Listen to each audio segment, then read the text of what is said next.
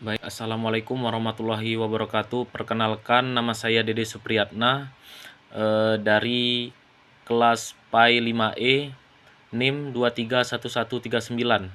Baik, di sini saya akan menyampaikan jawaban terkait tugas terstruktur mengenai penekanan kurikulum merdeka serta implementasi pembelajaran berbasis proyek dengan tema sustainability, khususnya mengenai isu penurunan kuantitas dan kualitas air. Video ini akan membahas 3 bagian utama: alasan kurikulum merdeka, penekanan profil pembelajaran Pancasila, serta literasi numerasi.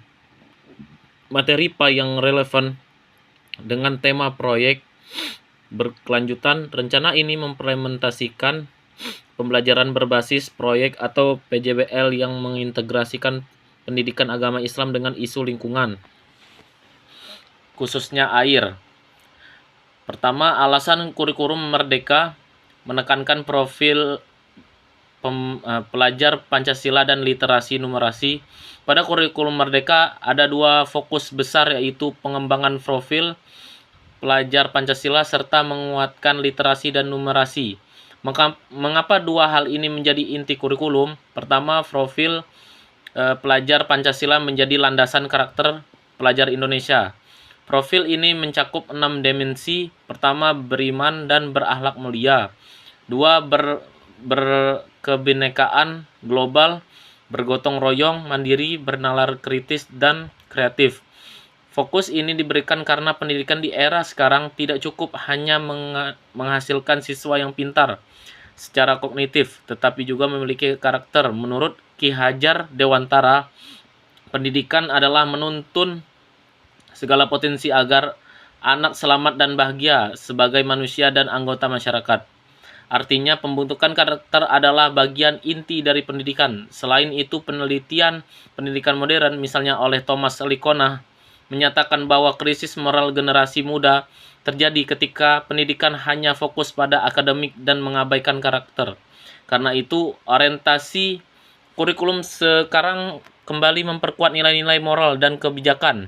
Kedua, kurikulum merdeka dapat menekankan literasi dan numerasi karena 2 kemampuan ini merupakan pondasi yang digunakan siswa untuk belajar semua mata pelajaran. Tanpa literasi yang kuat, siswa sulit memahami teks, soal, instruksi, bahkan konteks pembelajaran.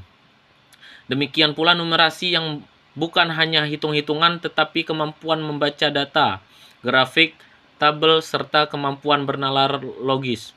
Menurut negara dengan kemampuan literasi dan numerasi tinggi cenderung memiliki masyarakat yang lebih produktif dan mampu beradaptasi dengan perkembangan zaman. Hasil asesmen nasional dan PISA sebelumnya menunjukkan bahwa capaian literasi dan numerasi siswa Indonesia masih perlu diperkuat, sehingga kurikulum merdeka menjadikan prioritas.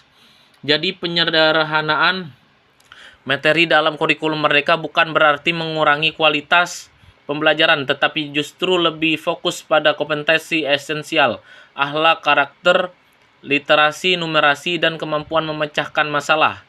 Kemudian, materi PAI yang relevan dan tema proyek sustainability. Pada soal saya diberikan tema proyek sustainability dengan isu-isu penurunan kuantitas dan kualitas air. Sebagai calon guru PAI, saya memilih materi yang paling cocok untuk diintegrasikan, yaitu materi fikih tentang taharah. Dalam Islam, air memiliki kedudukan yang sangat penting karena merupakan sarana bersuci. Fikih mengajarkan jenis-jenis air yang boleh digunakan untuk bersuci dan syarat-syarat air yang suci dan menyucikan.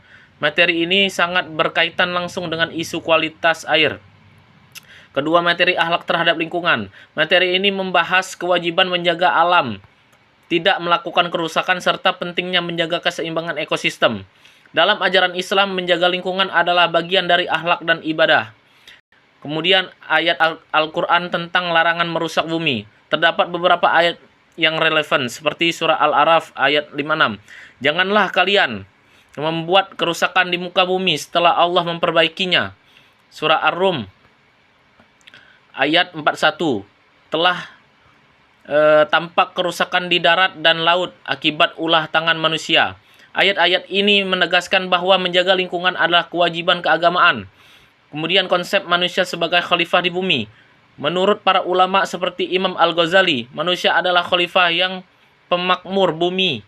Ini berarti manusia mempunyai amanah menjaga dan mengolah alam, termasuk air dan sebagainya, dengan sebaik-baiknya. Jadi, materi-materi PAI tersebut sangat sesuai untuk masuk ke dalam proyek bertema keberlanjutan. Kemudian rencana implementasi PJBL, Project Based Learning. Tujuan utama PJBL adalah membuat siswa aktif memecahkan masalah nyata. Untuk tema air, proses pembelajaran saya rancang sebagai berikut. Pertama, identifikasi masalah. Di sini saya mengajak siswa mengamati kondisi air lingkungan sekolah atau rumah siswa Siswa mengamati. Pertama harus mengamatikan tempat. Yang pertama,